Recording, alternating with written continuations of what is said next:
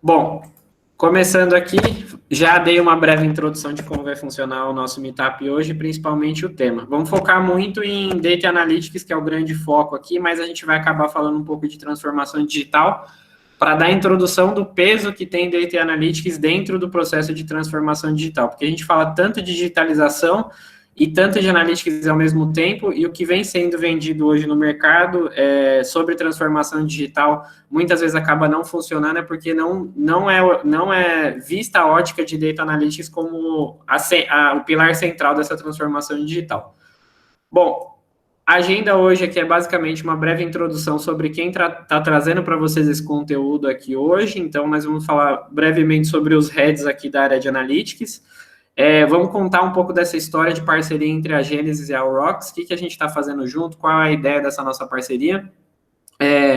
E aí a gente vai entrar no conteúdo didático e técnico que a gente está se propondo a passar para vocês aqui hoje. Então, a gente vai dar uma introdução sobre o mundo VUCA, que em português a sigla seria o VICA, né? Vamos falar de transformação digital e as jornadas digitais aqui. E aí a gente entra realmente na questão mais técnica, falando sobre a era dos dados, a nossa estratégia para Data Analytics, como a gente enxerga dados nas organizações, como a gente enxerga uma estratégia data-driven dentro de uma organização, de uma forma estruturada, em pilares, numa ótica de crescimento linear, com uma pirâmide, onde você tem uma base, você vai subindo e amadurecendo a sua estratégia de analytics. Vamos fazer uns breves comparativos aqui sobre empresas digitais no mercado internacional e no mercado brasileiro. Como? Tentando explicar para vocês a principal diferença de uma forma muito, muito prática, que vocês devem conhecer as duas empresas que a gente vai estar aqui hoje. Quais são os diferenciais entre uma empresa no exato mesmo segmento, uma empresa que é digital e outra empresa que não é digital? Como elas têm se diferenciado ao longo desses últimos 1 a 2 anos e principalmente durante a crise do coronavírus que a gente está passando agora. Que acho que um marco importante, é um forceps da transformação digital, onde todo mundo está sentindo o déficit aí que se pensava que, não, a gente vai ver isso acontecendo ao longo de alguns anos, e acabou acontecendo ao longo de algumas semanas ou meses, né? Assustou muitos empresários. Bom, passada essa comparação da era dos dados e do mercado brasileiro, aí a gente vai falar realmente sobre Azure, sobre as tecnologias de Data Analytics da Azure, como isso se encaixa dentro de uma jornada, e qual é o ROI, segundo a Forrester, que a Azure pode trazer como uma solução de Analytics se comparada às demais, e uma breve citação aqui sobre o caso da Unilever, tá? Que é público, está no site da Azure. Bom, sobre a nossa área conjunta aqui de Data Analytics da Aurochs e da Gênesis, nós somos aqui divididos em 2 heads, né? Eu que estou aqui agora apresentando para vocês e o Nilson, ambos com uma vasta experiência aí, cada um tem mais de 10 anos, acho que pelo menos uns 12 anos cada um tem aqui de experiência no mercado de dados, falando desde trabalhos técnicos, quando a gente começa a carreira, administrador de banco de dados, programador, até realmente a gente ir caminhando e trilhando as nossas carreiras mais técnicas em Analytics, BI, que era mais aí cerca de 6, 7 anos, né, o famoso BI, e aí como a gente foi fazendo essa convergência até uma camada mais de gestão, estratégia, e até o ponto de chegar e começar a passar consultoria para outras empresas de como aportar a tecnologia de Data Analytics da melhor forma. Então, eu sou o Matias, o Nilson está aqui também com a gente na reunião, eu acho, então qualquer dúvida ele também está aqui. Ambos aí, pelo menos mais de 12 anos. Acho que esses 10 anos aí já está um pouquinho velho. Bom, agora falando um pouco sobre a parceria da Gênesis e da Aurochs. Como a gente se enxerga no mercado? A gente se enxerga como duas empresas totalmente complementares. A gente tem pilares e valores muito parecidos, mas a gente tem especialidades ou focos um pouco diferentes. Então, a Aurochs está muito mais olhando para a visão de trazer a consultoria mão na massa, fazer a solução, e a Gênesis, com mais aí de 20 anos de experiência no mercado, está no Brasil todo muito conhecida, e já tem essa parceria de quase 20 anos também com a Microsoft, é o principal pilar para conseguir fomentar as tecnologias da Microsoft e Azure com seus clientes. Então, com esse trabalho conjunto, a gente espera conseguir entregar valor de Data Analytics com o Azure e com os nossos serviços especializados aqui da Aurochs, tá? Dentro de uma jornada data-driven, o que a gente costuma falar é que para uma empresa obter sucesso numa jornada de dados aqui, Existem pilares que são fundamentais. Muitas vezes a gente quer olhar para a análise de dados, entregar valor, que é sempre assim que o negócio vem. Eu preciso entregar o ROI rápido. Funciona. Tem como colocar analytics e começar a funcionar, entregar valor? Tem. Mas isso dentro de 6 meses já vai chegar em um determinado gargalo que você vai ter que voltar e refazer tudo. Quem fala isso? O Gartner. O Gartner tem um nível de maturidade que vai de 1 a 5 com diversos indicadores para analisar o nível de maturidade de uma empresa. Isso também compactua com o DAMA, que é um órgão que analisa a questão de governança de dados, e o que tanto o Gartner como o DAMA pregam como jornada de sucesso para analytics é você ter fases que vão complementar e você vai resolver e deixar para trás. A primeira é a questão da sua infraestrutura. Você precisa ter uma infraestrutura básica de tecnologia saudável. Se você não tiver uma infraestrutura onde o dado está sendo armazenado e curado básico lá, o seu sistema do seu RP, do seu SAP, do seu Oracle e assim por diante, se aquilo não estiver funcionando direito, malemar o seu insumo ali, né? O que você está tirando da terra ali, a cenourinha, a cebola, o que você vai trazer para preparar aquele prato no final já vai vir com um problema. Então, você vai ter problema lá na frente, é uma cadeia, né? Começou com insumo ruim, vai terminar com um produto de má qualidade. Então, o primeiro pilar é a infraestrutura. O segundo pilar de grande valor é justamente a capacidade de se fazer integrações, ou seja, de coletar informações de diversos locais, seja da sua infraestrutura local, da nuvem, de informações externas de terceiros, e aportar para dentro da sua solução de Data Lake ou Data Warehouse, que eu já vou explicar um pouco melhor. Mas aí a gente já tem 2 pilares. O primeiro, a infraestrutura tem que estar saudável. O segundo, eu tenho que ter capacidade de integração de dados, ou seja, de coleta de informações e depósito dessas informações. E aí vem o nosso terceiro pilar nessa jornadinha aqui, que é efetivamente o Data Lake. Por que Data Lake e por que não Data Warehouse? Brevemente, uma explicação de Data Lake versus Data Warehouse. Quando a gente pensa em Data Warehouse, o conceito de Data Warehouse é o armazenamento à casa dos dados, né? O galpão de dados, o galpão de informações. Quando a gente pensa em um galpão, a gente tem prateleiras, a gente tem tudo isso muito bem organizado num conceito de um galpão. Olhando para dados, o Data Warehouse na vertente de dados, ele é um banco de dados estruturado, ou seja, um banco de dados como um SQL Server, como um Oracle, ou outras soluções que a gente vai falar aqui da Azure mais para frente, que tem um modelo chamado Star Schema. O que significa isso? A gente tem tabelas fato e tem tabelas dimensão. Isso é o que é interpretado por nós humanos, a gente consegue facilmente entender e interligar essas informações. Nesse nível em que a gente chama de Data Warehouse, a gente já está com a informação mais refinada possível.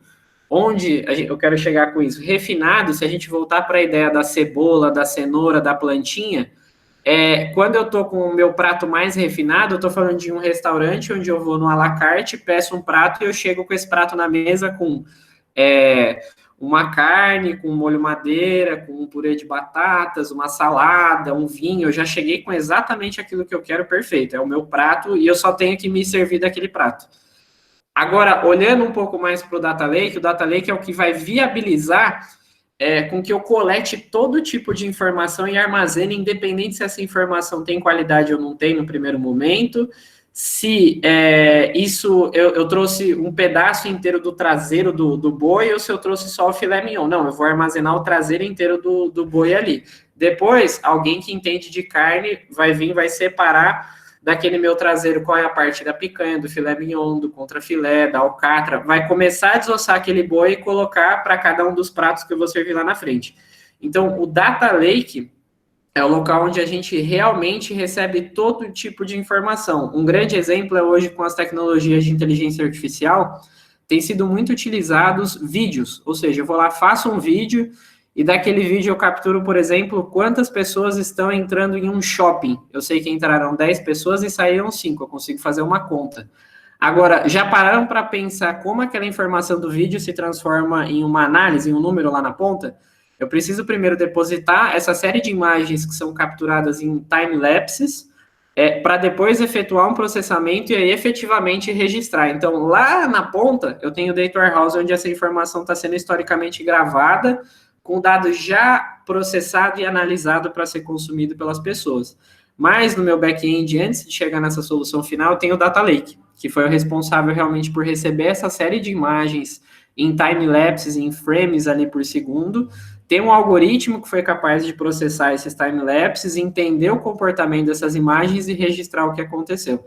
Então, quando a gente fala de Data Lake ao longo dessa jornada, é ter capacidade de processamento em larga escala e de armazenamento em larga escala para conseguir ser capaz de receber todo tipo de informação e, depois de receber essa informação, começar a aplicar os controles de qualidade e as análises necessárias para transformar essa informação em algo de valor. Então, eu tenho a infraestrutura, temos a integração, temos o Data Lake. Bom, como eu estava falando na ideia ali do boi, né, chegou o traseiro no Data Lake lá. Eu preciso pegar esse traseiro e chegar na ponta lá com um prato de filé mignon ao molho madeira. Então, eu preciso tratar aquele traseiro, eu preciso fatiar ele, separar, limpar o nervo, tirar a gordura, ou para quem gosta de gordura, servir com gordura, mas eu preciso começar a picar aquele traseiro ali, né? E aí é o que a gente chama aqui, quando a gente olha para dados, é o que a gente chama aqui de data quality. Cada área de negócio pode olhar aquela informação de uma forma diferente. Se eu penso na carne novamente, eu consigo pegar uma mesma peça, né, que é o traseiro do boi, eu consigo fazer diversos cortes. Isso vai muitas vezes de acordo com o país. Então, na Argentina, corta-se carne de um jeito, no Brasil, corta-se carne de outro. Eu posso tirar a bananinha, posso tirar a alcatra, o contrafilé, isso vai mudar o corte, isso vai mudar o prato final.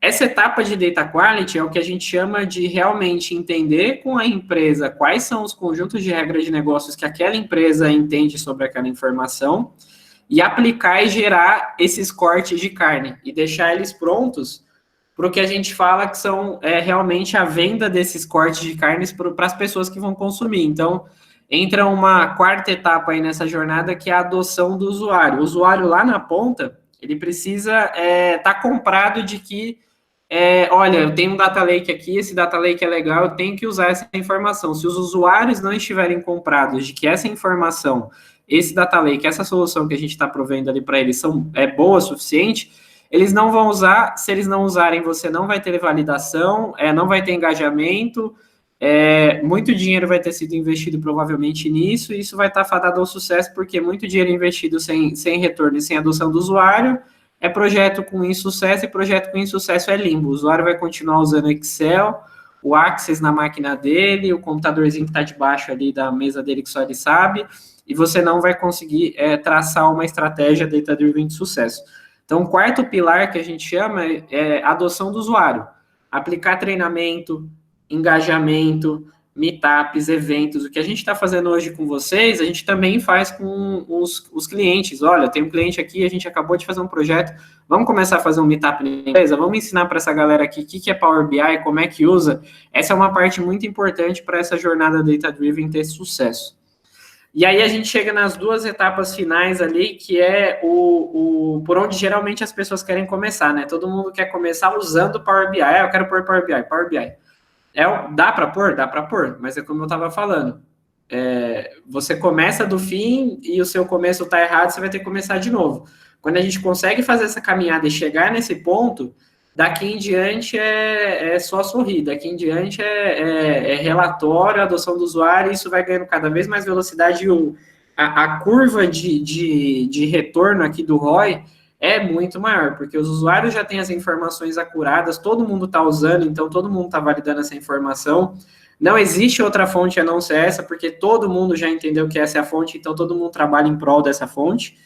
E aí o Data Visualization aqui, que é a adoção de relatórios, criação de insights a partir dessas informações, deslancham ao ponto das pessoas entenderem que só fazer relatório não é o suficiente. Elas começam a querer gerar mais indicadores, mais informações, porque isso está muito maduro. E aí é onde realmente as empresas chegam na etapa final ali do foguete, que é Advanced Analytics. Eu não quero mais só mostrar o que aconteceu.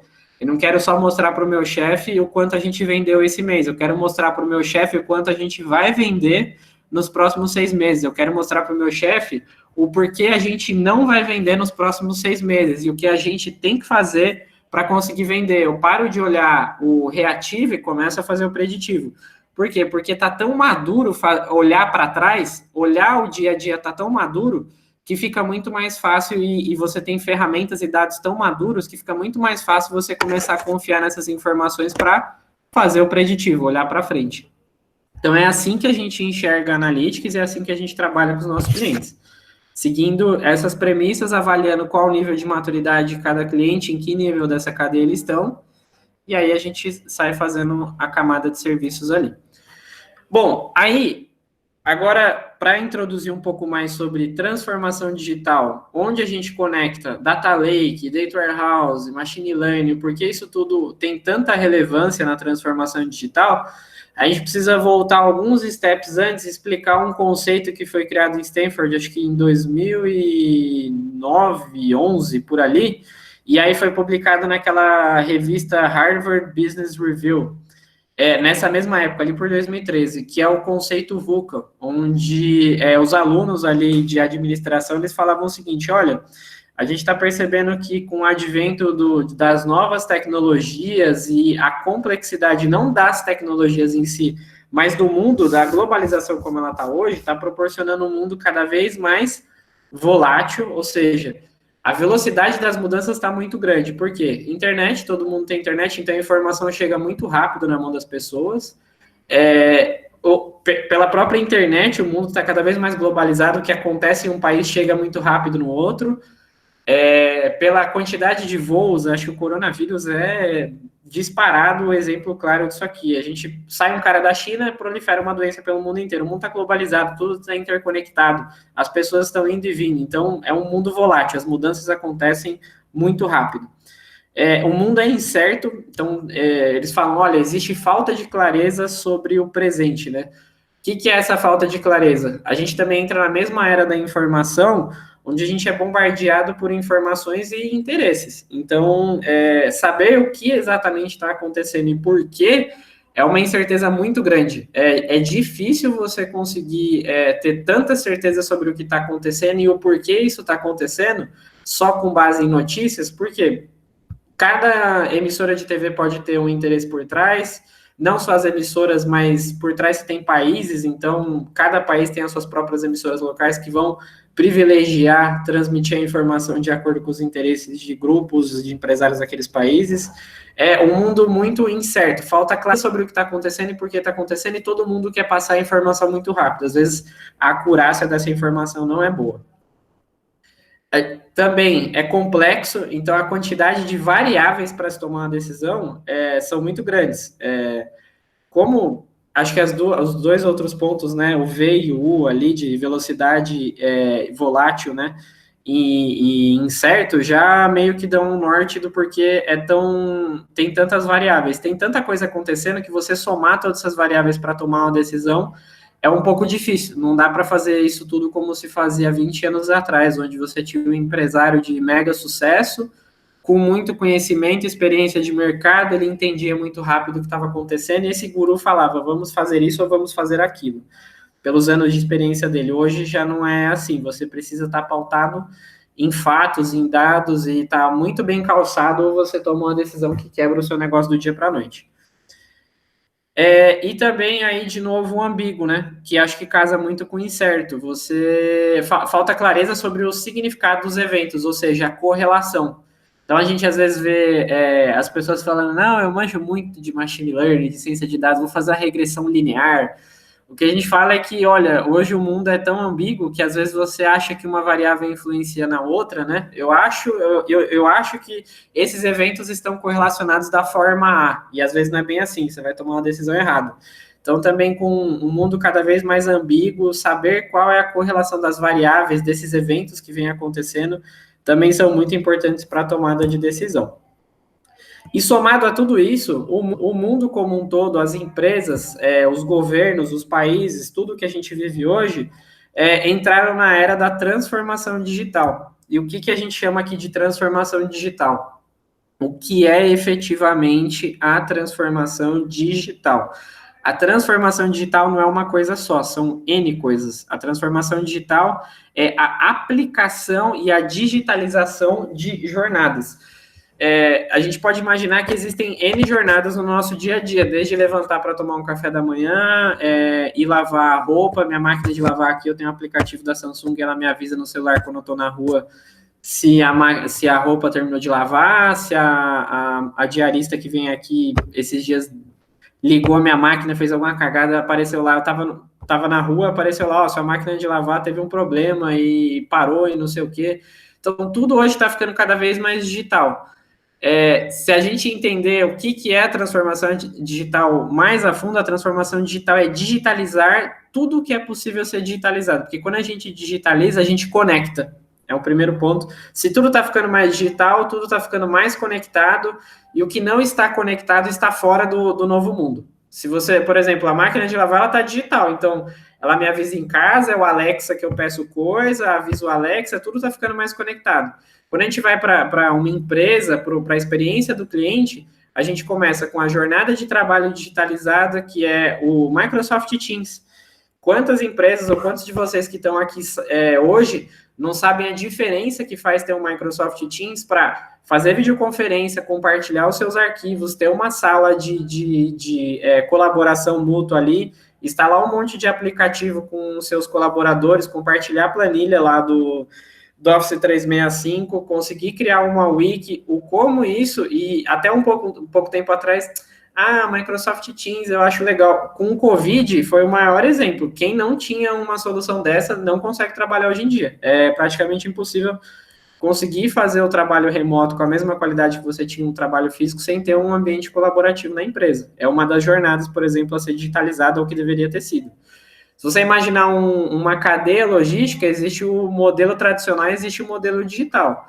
As empresas que não se digitalizaram nos últimos 2 anos na cadeia logística, elas não conseguem competir mais com uma log da vida, por exemplo, que os caras têm algoritmos de machine learning para fazer segregação de rota, cálculo de melhor entrega, ou até de otimização de fazer 5, 6 entregas, horário, etc.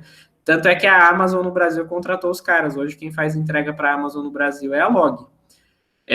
Jornada bancária, eu pessoalmente, Matias, tenho visto esse mercado financeiro aí ao longo dos últimos 4, 5 anos, 2014, mais pro final, começo de 2015 para cá, 2020. Os bancos correndo atrás, investindo milhões, para não falar coisa de bilhão, é muito dinheiro. Os caras investiam assim, tipo, eu nem sei quanto tá saindo, só faz funcionar. Porque eles sabiam que nesse período, esses caras têm muito dinheiro, a entrada das fintechs ia arrebentar eles. Então, hoje, a jornada bancária está sendo revolucionada através das fintechs que estão aportando tecnologia para digitalizar todo o processo de uso dos bancos. Então, é muito mais barato uma fintech do que um banco. Ele não tem agência, o quadro de funcionários dessas empresas já é absurdamente reduzido, tudo lá é automatizado, nada é pensado em ser feito manual, tudo é desde o início feito de forma digital, tudo é automático, tudo é no aplicativo, quase nada tem interação manual. A gente está chegando na era onde o chatbot responde quase tudo, né? Por fim, a gente tem outros tipos de jornada, né? Jornada de consumo, quando a gente faz uma compra online e assim por diante. E olhando para todas essas evoluções que a gente teve tecnológicas que proporcionaram a digitalização de cada uma dessas etapas, da jornada de trabalho, que ao invés de estar sentado do lado do coleguinha, a gente tem o Microsoft Teams. Ao invés de estar indo até o banco, a gente tem os aplicativos, entre outros exemplos aqui. A gente está aqui hoje para falar para vocês sobre a jornada data-driven, ou seja, é a transformação digital que toca o pilar de tomada de decisões, e essa eu vou mostrar para vocês que é o principal pilar. Se a empresa não está bem apoiada ou assessorada em tomar decisões, ela não consegue provavelmente nem fazer a transformação digital direito, porque muitas vezes ela não sabe nem por onde começar, falta informação, falta análise e tomada de decisão ali, né?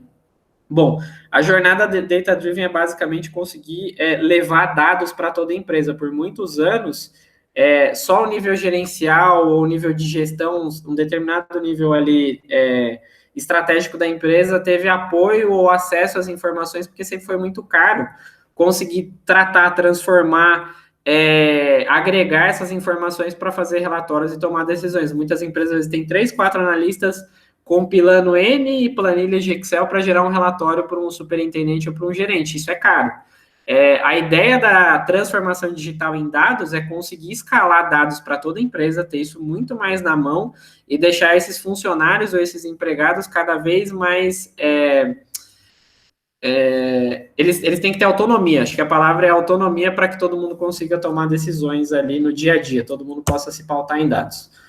Bom, um breve capítulo aqui sobre a era dos dados, eu vou ser bem breve. Essa revista da The Economist, eu acho que foi em 2017, se eu não me engano, 2016, 2017, que falava sobre as novas petroleiras, né? O novo óleo do mundo, né? O Data is the New Oil, que tanto se pregava como empresas como Facebook, Uber, Amazon, Microsoft, Tesla, todas essas empresas de tecnologia iriam dominar todos os mercados porque eles tinham o que todo mundo deveria ter para se fazer um negócio hoje, tecnologia e informação. E é o que a gente vem vendo, às vezes falam, a Amazon vai abrir um banco, o Google vem com o Google Pay, a Apple com o Apple Pay, os bancos brigando que não sabe se deixa ou se não deixa eles terem. O Santander é o mesmo que não deixa você quase instalar o Google Pay no celular e não deixa habilitar, ele quer que você habilite o dele. Então tem uma briga e uma corrida pelas informações dos usuários. E numa contrapartida, a gente sabe que o mundo está cada vez ficando mais digital e o coronavírus que a gente está vivendo agora é a prova disso. Se as pessoas não saem tanto na rua, a cadeia do consumo de insumos básicos, como o petróleo, né, cai por água abaixo. E todo aquele dinheiro que estava no segmento de petróleo vai para outros segmentos. Bom, resumindo, vou fazer uma breve explicação aqui, comparando empresas que têm tecnologia e empresas que são só empresas de commodity. Se a gente olhar para empresas que são só empresas de commodity, quando a gente olha empresas de commodity, vou colocar aqui dois exemplos. Uma empresa brasileira, para a gente olhar para o nosso mercado, e uma empresa internacional. Se eu não me engano, a ExxonMobil, eu acho que é americana, não tenho certeza. Desculpa pelo erro aqui, eu não tenho certeza se é americana, se eu não me engano se a gente olhar essas duas empresas, durante a crise, tá? Isso aqui é um comparativo de um ano que a gente fez em abril ali, né? Foi dia 29, 30 de abril. Comparando há um ano atrás como eles estavam e como eles estavam. Então, com o coronavírus, o petróleo diminuiu bastante. Se a gente comparar as ações da ExxonMobil, caíram de R$80 para cerca de 64 e 20,30 para 17. Óbvio, existem fatores internos econômicos do Brasil que podem influenciar, mas as duas, de forma geral, tiveram uma queda muito significativa no gráfico, a gente vê isso bem claramente. Se a gente agora mudar, e vamos ver agora empresas de tecnologia, né? Vamos ver empresas de dados. No mesmo período, tá? O comparativo desses dois gráficos está sendo feito no mesmo período. A gente tem aqui a Google, o grupo Alphabet, que é representado pelo Google Alphabet, né? Ao longo do mesmo um ano, eles praticamente ali chegaram a um crescimento de quase 50% em relação ao valor de um ano anterior. E durante a crise, eles saltaram. Eles tiveram uma leve queda e depois uma disparada. E a Amazon, a mesma coisa, só que talvez sem ter essa queda, ela disparou direto. Ela teve uma curva com uma acentuação muito menor em relação à baixa e disparou aí nesse mesmo período, principalmente de crise, que é o período aqui onde a gente está entre março e abril.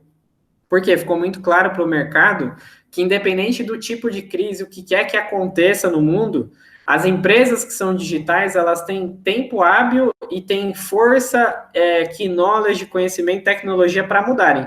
Então, se por algum motivo os negócios da Google e da Amazon não fossem mais dar certo, eles têm pessoas, time, tecnologia para criar outro negócio do dia para a noite e seguir sendo o que eles são.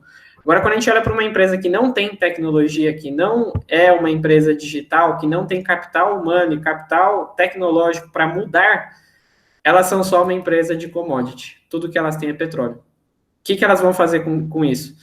Então, você vai ver hoje em dia que cada vez mais o mercado está apontando para empresas que são marketplaces, que são os viabilizadores dos negócios, que tem, na verdade, a plataforma tecnológica. Vou dar um último exemplo, só para fechar esse assunto aqui, que é agora parando de olhar para coisas que não estão tão tangíveis no nosso mercado e olhando para fora, para dentro, né? Vamos olhar para o Brasil. Esse aqui é um comparativo nesse mesmo período que a gente estava analisando aqui, ó, do coronavírus, de dezembro a final de abril, que acho que é um período mais sólido da crise, principalmente no mundo. O Brasil estava começando a ter mais acentuação. A Via Varejo e a Magazine Luiza, se a gente olhar para as duas, elas são empresas do mesmo mercado, do mesmo segmento. Só que eu conheço as duas por dentro, assim, mais propriamente falando, né? Mas se a gente olhar as duas empresas, obviamente elas têm valores iniciais antes da crise, diferentes ali dos estoques das ações, mas vamos olhar para o gráfico, para a curva, como o mercado está enxergando. Enquanto a Via Varejo, que é uma empresa bem menos digital, apesar de ser um e-commerce também, por trás desse e-commerce não é tão bonito assim, ou talvez não seja tão digital, eles estão em um processo muito grande agora de correr atrás da transformação digital, estão investindo pesado lá, mas eles estão fazendo ser uma empresa mais digital agora.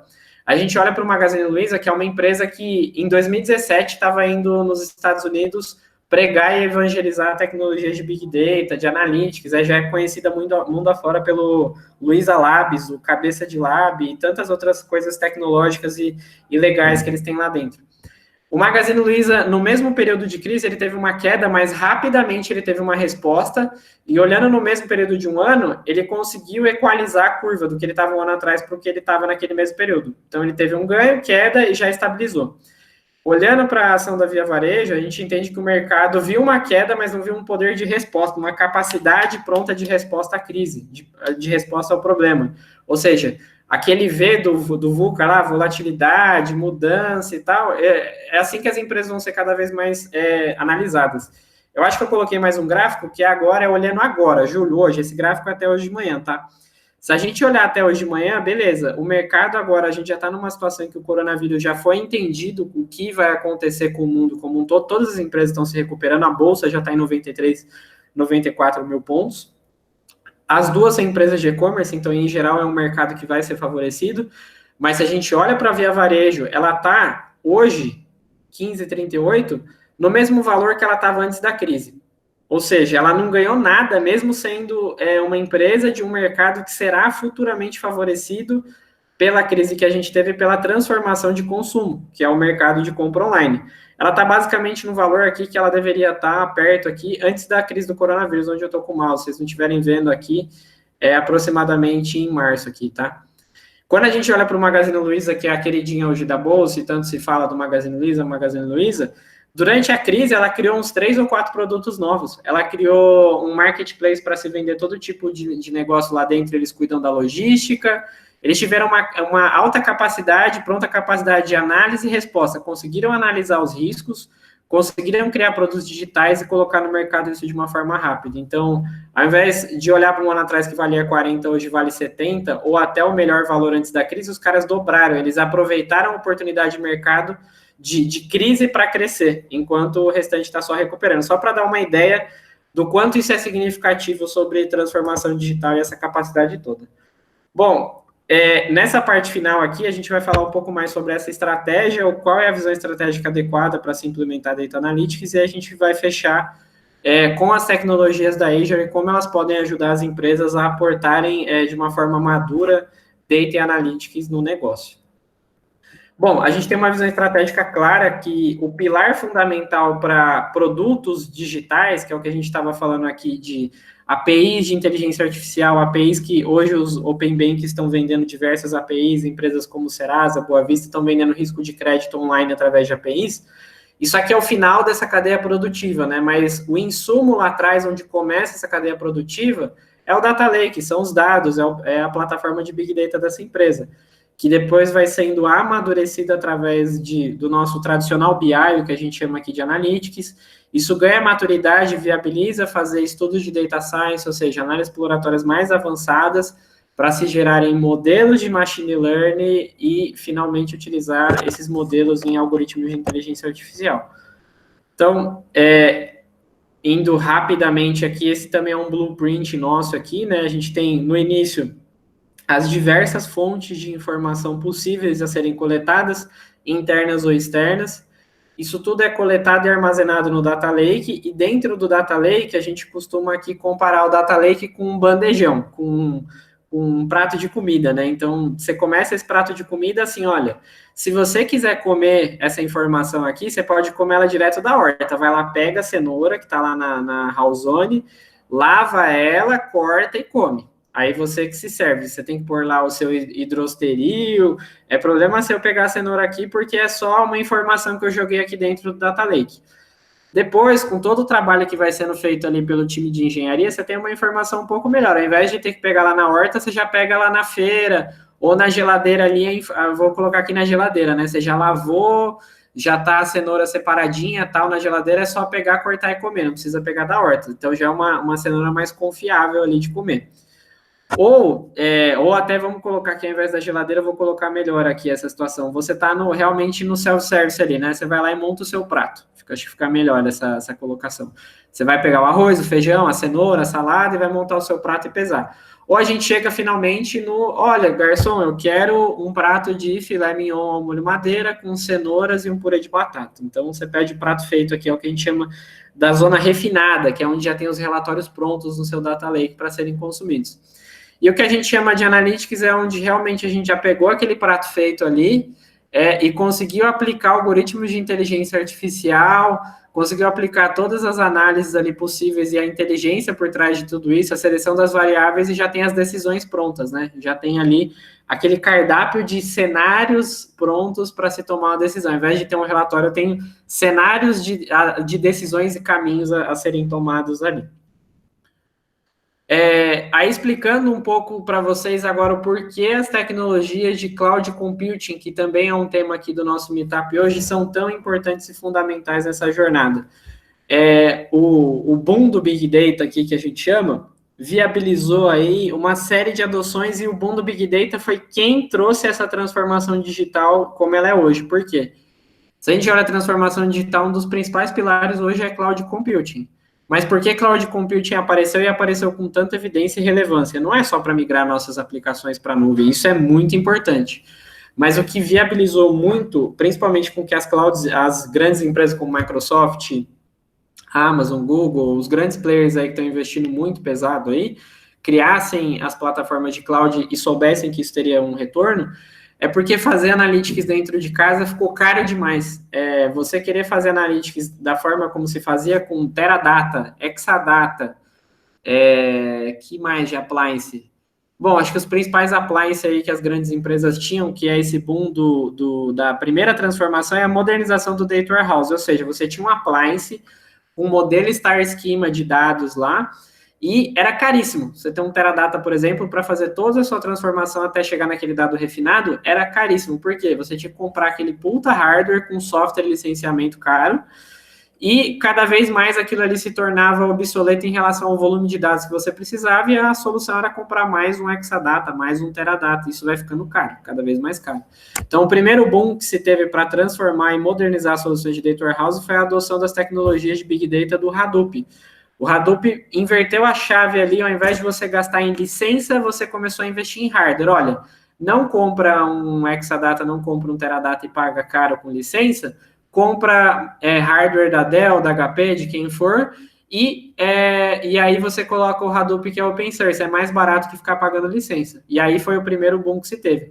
Só que aí chegou em um momento que a arquitetura dessa solução, ela pregava ter um hardware exclusivo para o Hadoop, e ter esse hardware exclusivo para, durante alguns momentos do dia, fazer o processamento dessas transformações e depois ficar com aquele hardware parado, tornava-se inviável. Então, cada vez eu precisava de mais hardware para atender o meu processamento, só que eu ficava com aquele hardware parado. E aí, os bancos e telecoms brasileiros ou estrangeiros, né, tô falando o que eu acompanhei aqui no Brasil, entenderam que só ficar investindo em comprar máquina para o Hadoop era caro. E aí sim vieram as tecnologias de cloud que ganharam força porque o ROI dela se provou muito melhor do que comprar uma solução de analytics on-premises, comprar uma solução de analytics baseada só em hardware, cada vez tem que colocar mais hardware, mas ele não está sendo bem utilizado. E com cloud, eu simplesmente pago pelo que eu estou usando, e muitas vezes eu não tenho nem o custo do TCO ali, que é o custo de se manter aquilo, de ter gente, ter pessoas, ter uma infraestrutura, ter sustentação daquilo, olhar se está funcionando. Não, põe meu dado, processo, tiro o meu relatório e vou lá, tenho o que eu preciso. Isso tem ganhado cada vez mais maturidade. As principais e as grandes empresas do Brasil já têm isso em larga escala, dá para falar algumas aqui mais para o final do Meetup. E a grande vantagem do uso dessas tecnologias é que elas viabilizaram, cloud, o uso também de machine learning, que exige, tal qual para Big Data, exige muito processamento. Muitas vezes GPU para fazer um algoritmo de Deep Learning que precisa de uma tabela de memória ou de processamento ali de bytes que não dá para fazer num processador tradicional. Esses dias eu estava fazendo a brincadeira de deepfake aqui com o Marcão de virar o Trump, ou virar os funcionários aqui fazendo uma brincadeira. Só é viável porque no meu notebook eu tenho uma placa de vídeo aqui GeForce bem parruda e eu consigo fazer isso. Mas às vezes você comprar um servidor que vai ter GPU só para processar um algoritmo é caro.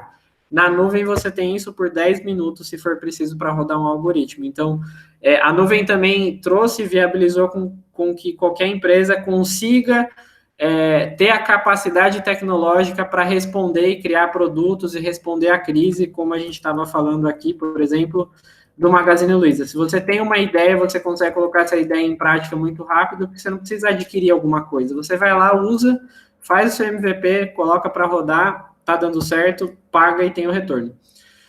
Bom, simplificando agora como essa jornada funciona e como ela funciona com o Azure.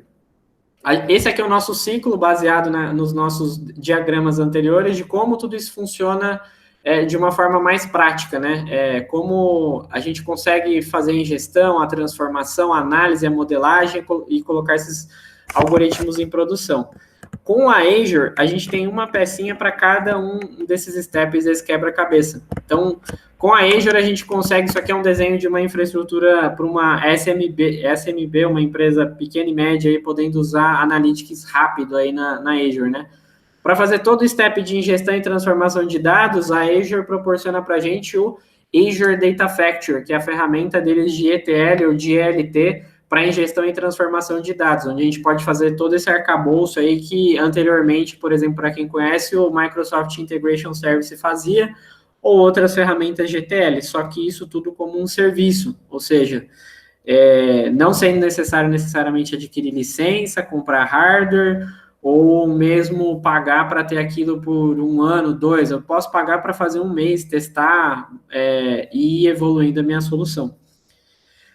Depois, a gente tem toda a etapa de preparação e análise desses dados ali, modelagem e colocar esses modelos em produção. E aí a gente tem o nosso Data Lake e o nosso Data Warehouse. Na Azure, existem 2 ferramentas. Uma é o Gen 2, que é uma camada de storage, ou seja, o Data Lake propriamente dito lá na Azure.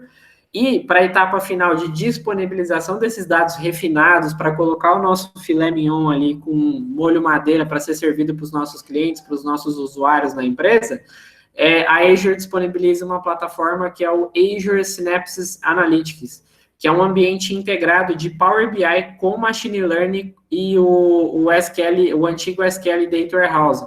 Então, esses 3 componentes se transformaram ali dentro da Azure no Azure Synapse Analytics. É um ambiente, uma plataforma integrada de desenvolvimento de Analytics, que por trás tem o SQL Data Warehouse da Azure como camada de processamento, mas como front-end tem o Azure Machine Learning e o Power BI para proporcionar insights. Eu vou mostrar um desenho aqui para vocês. Esse aqui, eu já volto nele, mas só para conectar aqui, ó, vou mostrar rapidinho. Esse aqui é o desenho, a interface de usuário do Azure Synapse Analytics. Então, para chegar nesse nível de análise aqui, para poder começar a brincar, a gente volta na nossa cadeia de valor aqui, que é empurrar as informações. Empurrar como? Pegar todas essas informações que você tem aí no seu ambiente on-premises, nas suas bases de dados, ou mesmo em arquivos Excel, planilhas, APIs da internet, empurrar essas informações para dentro do Synapse através de todo o serviço de engenharia de dados que é feito aqui. E uma vez que essas informações já estão dentro do Synapse, que é a plataforma final de consumo de dados, é possível dentro do Synapse criar modelos de machine learning, disponibilizar esses modelos para os seus usuários, e aí é como se os usuários tivessem o tempero na mesa. Eu tenho o filé mignon, mas eu ainda quero jogar aqui uma pimenta rosé. Eu tenho ali, então, o filé mignon e tem em volta ali a minha pimentinha rosé que eu posso aplicar uma função em cima daquele dado e gerar mais um insight. No final dessa cadeia de valor, a interface do Azure Synapse, que eu acho fantástica, tá? Pessoalmente falando, eu conheço todas as nuvens aqui, plataformas, que eu acho muito legal é que o usuário final, ele consegue fazer tudo que ele faria, por exemplo, no SQL Server tradicional, como as queries para fazer as suas análises em cima das tabelas fato e dimensão ali, e na saída desses dados ele consegue aplicar os algoritmos de machine learning ou até mesmo durante a execução das queries e fazer as análises e as predições aqui do que está sendo analisado e juntamente criar um dashboard com essa análise e com mais dados tradicionais ali de BI com o Power BI. Então, aqui nessa outra imagem à direita, vocês podem ver que o Power BI está integrado no Synapse, você consegue pegar aquela mesma saída daquele seu gráfico, aplicar para dentro de um relatório e aplicar mais outros relatórios tradicionais e depois publicar esse relatório no Office 365. Então, Matias, o que eu acho fantástico de plataforma da Azure é como eles conseguem integrar todo o ecossistema numa plataforma só e depois você consegue disponibilizar esses relatórios através do seu Office 365, né? Você vai lá, exporta e publica isso e consegue consumir no mobile. Agora, a beleza disso tudo e a graça é a gente conseguir implementar, e para isso a gente está aqui, tem todo o know-how dessas tecnologias e dessas plataformas para apoiar vocês. Bom, só concluindo aí o nosso tempo para a gente ter espaço de perguntas e respostas aí também, uma interação aqui no final, não atrapalhar o dia de vocês aí. Isso aqui é um relatório de uma grande consultoria que a gente coletou aí, é uma indicação da própria Azure sobre o retorno e como funciona o ROI quando se implementa uma solução de analytics com Azure. Para ficar mais fácil, eu tenho até um gráfico aqui. Muitas vezes você no primeiro ano tem um custo total de investimento, ou não só no primeiro ano, mas quando você faz um projeto, você está investindo naquele projeto. Uma vez investido naquele projeto, no primeiro ano, você já tem o retorno do valor do projeto e ainda consegue ter uma margem de ganho ali. E exponencialmente, você só vai ter benefício e assim você vai tendo um total cumulativo de retorno do investimento, do seu ROI. Como a Forrester junto com a Microsoft entendem que esse retorno é dado, em que pilares, né? Então, aqui tem um gráfico, olhando aqui para os principais, os 3 anos, né? No primeiro ano ali, você não necessariamente tem um retorno direto na melhora do seu Analytics, porque você está fazendo o projeto, e aí o seu investimento versus o seu custo, você fica no 0 a 0 ali, versus o seu ROI vai dar no 0 a 0 ali. No segundo ano, você já tem uma melhoria aí, esse é um caso de uso, eu deixei o link aqui se vocês quiserem ler o caso de uso completo, que está sendo aportado com quais situações foram dadas para se ter 4 milhões de dólares de retorno, eles têm um cenário perfeitamente dito ali. E aí, em 3 anos, você tem um retorno total ali de 11 milhões de retorno só com melhoras em analytics. Essas melhoras também são dadas com a redução de custo total ali, né, de ownership, de se ter uma plataforma. Quando você tem uma plataforma on-premises que você faz a gestão, só o custo de se fazer a gestão dessa plataforma, de se implementar, de se pensar em, olha, tenho que renovar licenciamento por usuário, tudo que você tem quando você opera isso tudo por conta, já tem um custo de operação gigantesco de se ter aquilo. Então, um dos custos também que é avaliado nesse use case que vocês podem ver aqui da Microsoft é o custo de TCO, né, de ser o ownership disso tudo, que no primeiro ano já baixa 4 milhões de dólares, porque nesse caso aqui, se a mesma solução fosse ser implementada no on-premises, eles já partiriam do princípio de comprar a solução, ter data center e ter pessoas para fazer a sustentação e o suporte 24/7 da solução, algo que a Azure já vai te garantir de ponta a ponta. E assim, eles vão também avaliando que é o que a gente mais quer no final do dia, que é o aumento da produtividade das empresas, né? Bom, eu deixei o link, vou até copiar esse link aqui, é muito legal, é que o relatório é grande, tá, gente? Eu fui tentar simplificar aqui para deixar para vocês, mas eu acho que vale, eu joguei no chat, eu acho que vale dar uma boa lida, porque é um relatório conjunto aí da Forrester com a Microsoft. Bom, por fim, gostaria de dizer que a gente tem um catálogo de serviços e profissionais enorme aqui, sem contar a parceria aqui da Genesys com a Azure para levar as aplicações e as soluções de vocês do on-premises para a nuvem, viabilizar essa transformação digital através da Azure. Então, queria deixar aqui agora um espaço para perguntas aí, e também, se alguém tiver alguma dúvida, convidar aqui também o Felipe para poder esclarecer aí, ou ter o contato, se alguém precisar ter um contato comercial, pode entrar direto com o contato da Gênesis, que está aqui, ó, contato.genesis@genesis.com.br é o telefone. E acho que o Felipe também está aqui online, o Gessé tem bastante gente, ou outros contatos comerciais que vocês já conheçam aí. E acho que agora é espacinho para pergunta e resposta. Não sei se alguém mandou alguma coisa aí, a gente pode responder aqui para ajudar vocês. Matias, tem o José Humberto, ele colocou uma dúvida aqui interessante. Ele disse que legal. Que o Data Lake era implementado pela Academy Insight. Legal. Então, José, bom ponto, tá? A Microsoft, até um tempo atrás, assim como todas as outras plataformas em nuvem, antes de se ter uma plataforma própria, o que eles faziam era fornecer o HD Insights. Era a única coisa que a Microsoft naquele momento tinha, assim como as outras clouds. Então, na Amazon, você tem o EMR, que é o Elastic Map Reduce. Na Google, você tem o Google Data Proc. E na Azure, você tem o HD Insights. Essas três comparativos são soluções de Hadoop em nuvem. Mas no final do dia, eles são IaaS, né? Eles são implementados como Infrastructure as a Service e você basicamente clica e provisiona o seu próprio ambiente Hadoop. Isso vai acabar tendo um custo da máquina ficar ligada o tempo inteiro. O que a gente tem falado para os clientes e sugerido é realmente ir para a solução PaaS, SaaS, que o custo agregado pode ser maior, mas o custo de não de ficar com aquilo quando você não está usando, você não pagar é muito menor. Então, hoje, para falar de Data Lake, ao invés de usar o HDFS, que é o sistema de bloco ali de storage do Hadoop, a gente recomenda utilizar o Gen 2, que era o antigo blob da Azure ali para armazenamento, que faria o trabalho do HD Insights. E aí, para camada de processamento, que seria o MapReduce ou Spark, utilizar o Azure Synapse ali. Ele também tem uma interface de Spark as a service ali da Azure. Então, o HD Insights, cada vez você vai ver em menos soluções. A gente só recomendaria o HD Insights quando a empresa está pensando em ficar totalmente híbrida. Ela não quer se prender jamais com nenhuma cloud. Ela quer falar, putz, eu vou para a nuvem, mas eu quero ficar com um ambiente que se eu quiser tirar da Azure para uma outra nuvem, eu voltar para o on-premises, eu volto. Aí o HD Insights é uma boa opção, só que aquele seu TCO ali vai aumentar porque você vai ter infraestrutura as a service, então você vai ter que estar gerenciando aquela infraestrutura na nuvem do Hadoop, monitorando e cuidando, né? Então, a nossa recomendação, se você quiser diminuir TCO, é não ir com HD Insights, é ir com uma solução mais prática, mais pronta ali da Azure mesmo. Beleza, beleza. Gente, algum de vocês tem alguma dúvida? Querem